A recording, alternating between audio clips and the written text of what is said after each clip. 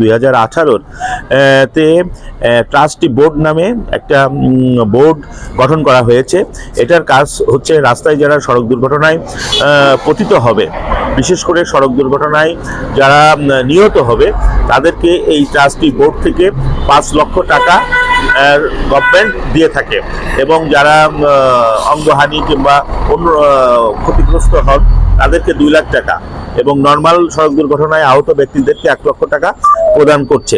তো এইটা নেওয়ার আমি সিস্টেমটা আপনাদেরকে সবাইকে অবগত করতে চাচ্ছি, যেটা অনেকেই জানেন না। এখন পর্যন্ত অনেক দুস্থ মানুষ সড়ক দুর্ঘটনায় নিহত হয়, তারা কোনো বেনিফিটই পায় না, কোনো সহযোগিতাও পায় না।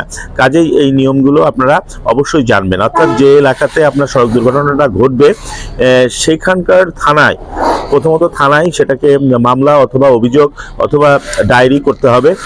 তারপরে হচ্ছে আপনার সংশ্লিষ্ট সেখানকার